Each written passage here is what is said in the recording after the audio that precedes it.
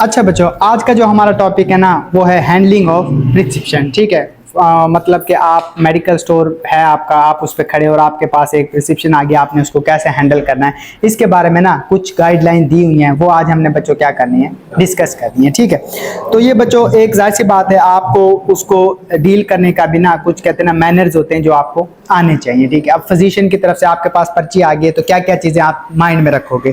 सबसे पहले तो बच्चों आपने रिसीविंग, ठीक है, उसके बाद उसकी डोज कैलकुलेशन है, फिर बच्चों क्या है कंपाउंडिंग है, फिर फिनिशिंग है, फिर प्राइसिंग है और फिर क्या है डिलीवरिंग है। ठीक है, कि एक एक पॉइंट को हम ना डिटेल से यहाँ देख लेंगे। ठीक है, तो पीछे हमने थोड़ा सा देखा था कि आपके कपड़े साफ सुथरे होने चाहिए और ये सारी चीज़ें हमने पीछे डिस्कस कर ली थी। ठीक है, अब सबसे पहले बच्चों रिसीविंग है, जाहिर सी बात है आप सबसे पहले उसको क्या करोगे, रिसीव करोगे। ठीक है, अच्छा बच्चों रिसीविंग में सबसे पहला जो पॉइंट आता है वो है बच्चों क्या, रीडिंग। क्या है बच्चों, रीड आपने करना है बड़ी ही केयरफुली।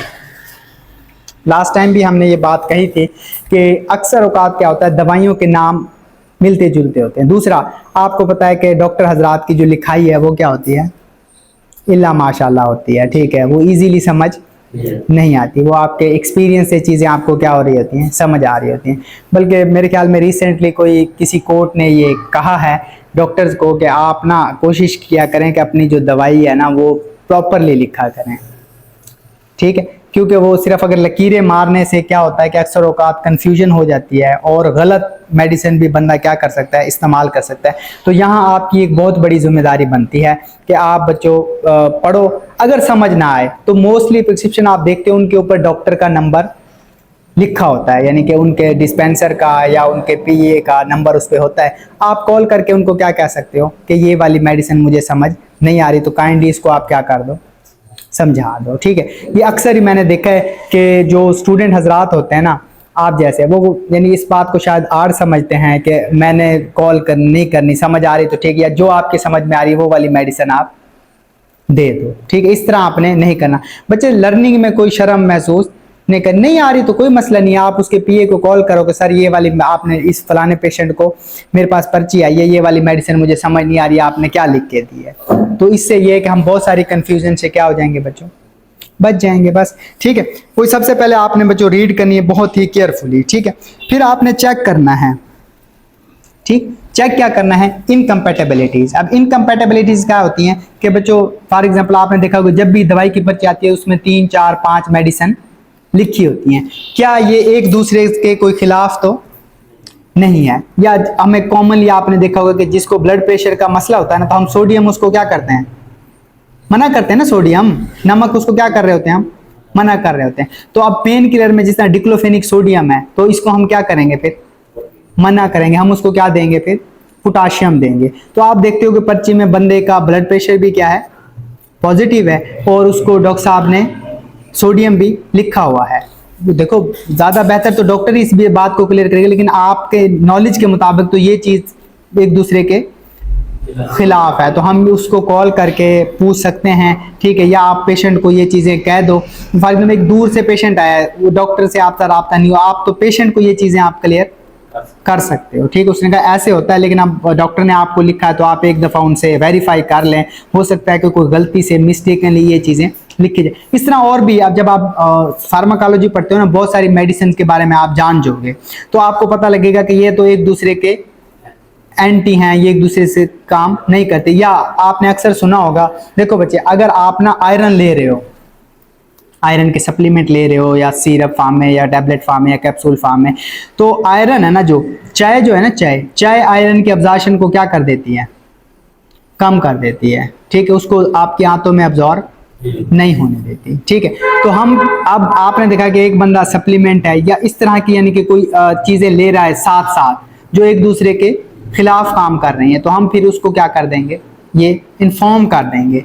मना आप नहीं करना, इन्फॉर्म आप कर सकते हो, क्योंकि जिस डॉक्टर से जिस क्या कहते हैं फिजिशियन ने या जिसने भी उसको लिख के दिया है वो उससे जाके क्या कर लेगा, वेरीफाई कर लेगा। ठीक है बच्चों, अच्छा यहाँ भी नेक्स्ट जो है ना ये है डोजेज कैलकुलेशन। ये फिर मैं आपको ना सेपरेट लेक्चर में ना एक अलग से चीजें समझा दूंगा। ठीक है, आगे हम आ जाते हैं बच्चों, फिर आ जाता है फिनिशिंग द प्रिस्क्रिप्शन। अब फिनिशिंग में क्या क्या चीजें आ जाती हैं, पैकेजिंग है, लेबलिंग है, रीचेकिंग है, फिलिंग है और रिकॉर्ड है।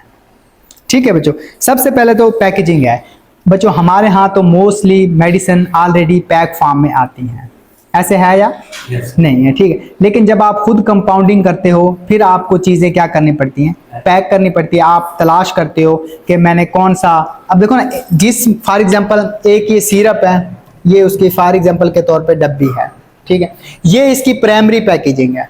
क्या है बच्चों, प्राइमरी पैकेजिंग। इसके इसमें ये बंद है, ये इसकी क्या है बच्चों, सेकेंडरी पैकेजिंग है, ठीक है। फिर ये कार्टून में या उसमें बंद होती है, वो उसकी क्या होती है बच्चों, टर्शरी पैकेजिंग होती है, ठीक है ना।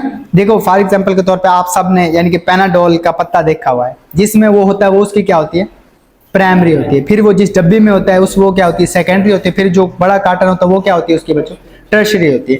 अब जो प्राइमरी पैकेजिंग है ना, वो आप देखोगे कि अगर हम सिरप फार्म है तो उसके लिए हम दो ही चीजें ज्यादा यूज करते हैं, एक गिलास और दूसरे रबड़, हाँ प्लास्टिक वगैरह इस्तेमाल कर रहे थे प्राइमरी के लिए। लेकिन सेकेंडरी और टर्शरी मोस्टली क्या होती है, मोस्टली क्या बल्कि समझो कि 98% क्या होती है, पेपर ही होता है।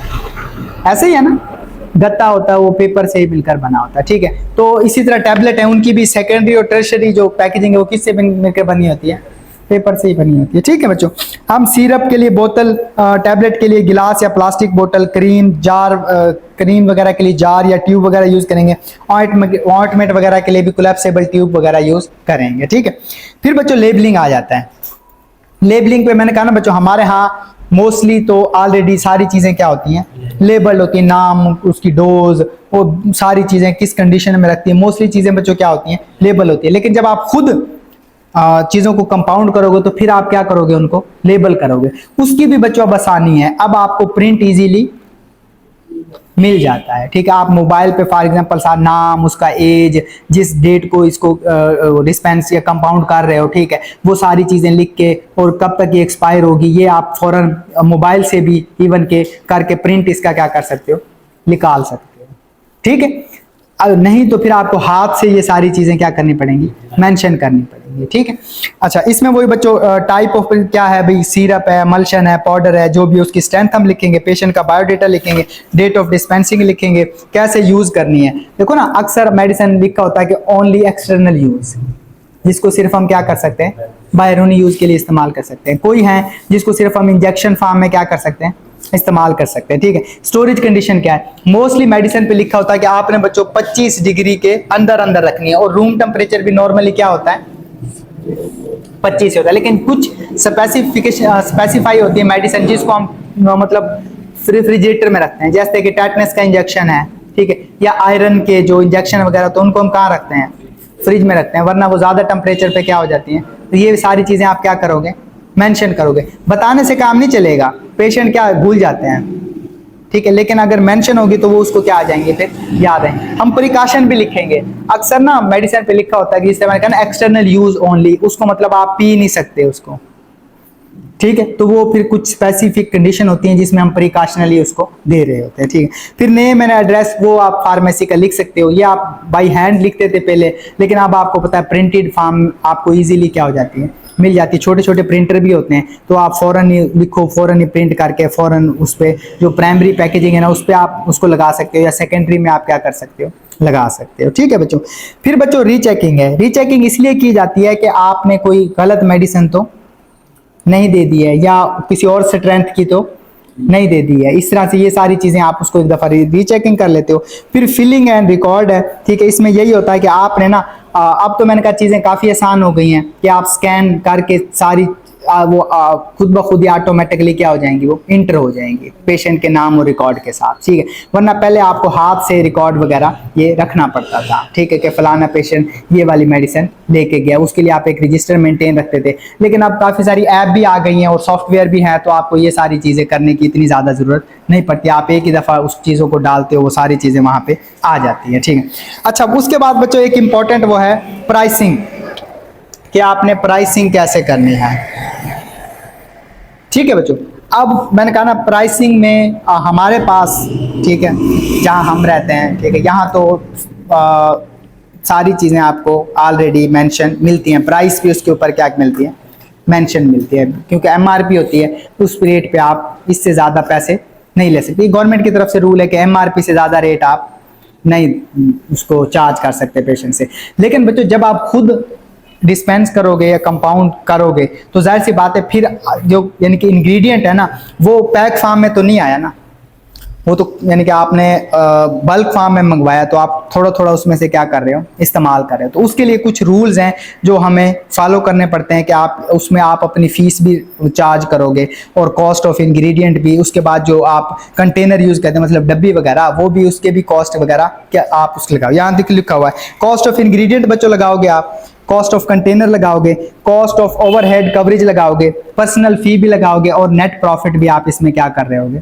ऐड कर रहे होगे। इसके लिए उसने ना दो सिस्टम बनाए, एक सिस्टम 1 है और दूसरा क्या है बच्चों, सिस्टम 2 है। सिस्टम 1 में वो कहता है कि आपने पेशेंट अगर पुअर है ना तो कोड पी यूज करना है और प्रॉफिट कितना होना चाहिए, 1% होना चाहिए, ठीक है बच्चों।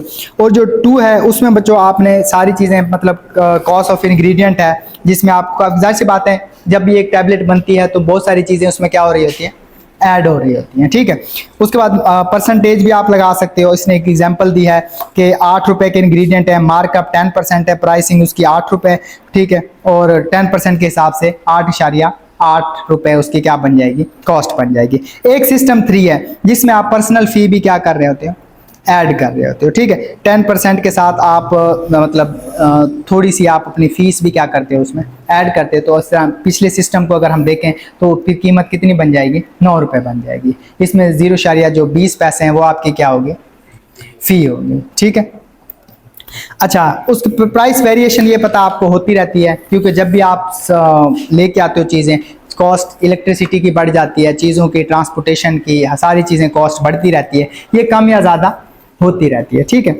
उसके बाद इसने थ्योरी ऑफ प्राइसिंग के बारे में थोड़ा बताया। इसमें वो यही कह रहा है, एक तो बच्चों आपने ना जो भी इंग्रेडिएंट हम उसमें डाल रहे हैं ना उस सब की प्राइस आपने क्या करनी है, ऐड करनी है। और आपके जितने भी खर्चे हैं, जाहिर सी बात है जो आप जहाँ पे खड़े हो उसका रेंट है, इलेक्ट्रिसिटी कॉस्ट है और स्टाफ, उन सब को आपने मद्देनज़र रखते हुए ना अपना प्रॉफिट भी मद्देनज़र रखते हुए उस हिसाब से आपने क्या करनी है बच्चों, प्राइसिंग करनी है, ठीक है। और कल को आप उसको जस्टिफाई भी कर सको। जस्टिफाई ऐसे कि फॉर एग्जांपल एक बंदा आपसे एक मेडिसिन बनवा के लेके गया, ठीक है, वो अगले दिन आता है वो कहता है कि भैया आपने ना मुझे महंगी दी है, ठीक है। तो वो कहते हैं ना तुक्के वाली बात ना हो कि बस फॉर एग्जांपल 100 रुपए की बनी थी तो मैंने कहा 150 दे दो, एग्जाम्पल के तौर पे कह रहा हूँ, ठीक है। नहीं, जिस तरह एक रूल होता है ना, देखो बच्चे आप उसके सामने जस्टिफाई आप उसको कट डाउन कर सको कि ये भाई कॉस्ट ऑफ क्या है बच्चों, इंग्रेडिएंट है, ये कॉस्ट ऑफ फलाना है, ये मेरी फीस है, ये फलाना है, ये ताकि वो यानी कि ना आप जस्टिफाई कर रहे हो एक एक चीज को, ठीक है। हाँ, वो इतराज कर सकता है कि फी क्यों ले रहे हो, कम ले रहे हो, ज्यादा ले, लेकिन आपके पास एक क्या होना चाहिए, जस्टिफिकेशन का पॉइंट होना चाहिए। ये नहीं कि बस मैंने कर लिया तो कर लिया, वो लड़ने वाली बात कहते ना, जब आप आर्गुमेंट को जवाब नहीं दे सकते तो फिर आप क्या शुरू कर देते हो, लड़ाई शुरू कर देते हो, ठीक है, या गालियों पे आ जाते हो। जिस तरह एक आपने अक्सर लोग दुकानदार आपस में लड़ते झगड़ते देखो। नहीं, आप एक पढ़े लिखे प्रोफेशनल हो तो आपको ये चीज़ें सारी जस्टिफाई करनी आनी चाहिए, ठीक है। अच्छा, उसके बाद डिलीवरी है। अब स्टोर की बात हम कर लेते हैं। ये 3 इसने डिलीवरी सिस्टम बनाए हुए हैं, एक स्टोर डिलीवरी है, एक होम डिलीवरी और दूसरी क्या है बच्चों, मेन डिलीवरी है। इसमें जो स्टोर डिलीवरी है इसमें वही कस्टमर स्टोर पे आएगा और अपनी दवाई लेके चला जाएगा, एक सिंपल सी बात है। होम डिलीवरी का क्या मतलब है, बड़े सिटीज़ में ये होता है कि लोग फ़ोन करते हैं, जिस तरह फॉर एग्जाम्पल देखो ना बच्चों, डायबिटिक की जो मेडिसिन है या इसकी हाइपरटेंशन की जो मेडिसिन है ना, वो लंबे अरसे तक क्या हो रही होती है, चल रही होती है, वो ख़त्म हो जाती है तो मोस्टली लोग क्या करते हैं, कॉल करते हैं कि ये मेडिसिन खत्म है, आप उनके घर पे डिलीवर कर आते हो तो वो आपको क्या दे देते हैं, पैसे दे देते हैं। या वैसे अब तो ऐप भी हैं, जिस तरह दवाई ऐप है और भी काफ़ी सारी हैं जो आप ना सिर्फ मोबाइल से ही ऑर्डर करके वो आपके घर क्या हो जाती है, डिलीवर हो जाती है, ठीक है। मेन डिलीवरी ये मेलिंग सिस्टम है, वो मैंने कहा ना जिस तरह हमारे वो आ गई हैं ऐप वगैरह आ गई हैं, वो आपके घर पे चीज़ें क्या हो जाती हैं बच्चों, डिलीवर हो जाती हैं, ठीक है। उसके बाद बच्चों एंड पे है रीफिलिंग ऑफ प्रिस्क्रिप्शन। आपने भी दोबारा ये मेडिसिन रिफिल करनी है या नहीं करनी। इसके लिए उसने 2-3 ग्रुप बनाए हुए हैं। जिस तरह ग्रुप ए है, ये बच्चों डेंजरस होती हैं जो रिफिल नहीं की जाती, जैसे कि मॉर्फिन वगैरह, ठीक है। उसके बाद ग्रुप बी है, इसमें यह है कि ये आप कर सकते हो प्रिस्क्रिप्शन, अगर आपके पास आ गई रिफिल की तो ये आप उसको फिर कर सकते, जिस तरह एपोमार्फिन की एग्जांपल दिए। और फिर आ जाती हैं बच्चों एक्स ग्रुप, ये काफ़ी डेंजरस होती हैं, ठीक है, इसको हम बगैर रिकॉर्ड के रीफिल नहीं करके देते। ठीक है, आप प्रॉपरली ना उसका, अब तो खैर कहते हैं ना आईडी कार्ड वाला सिस्टम है, आप उसका नंबर लिख के ना आईडी कार्ड वगैरह का डेटा रख लोगे, ताकि कल को खुदा ना खास्ता कोई ऐसा सीन होता है तो आप बता सकते हो भी मैंने तो ये वाली पर्ची आई थी, ये इस पेशेंट को दी, मेरे पास इसका मुकम्मल रिकॉर्ड मौजूद है। ठीक है, क्योंकि अक्सर दवाइयाँ ऐसी होती हैं ना जो काफ़ी प्रॉब्लम क्रिएट कर रही होती हैं।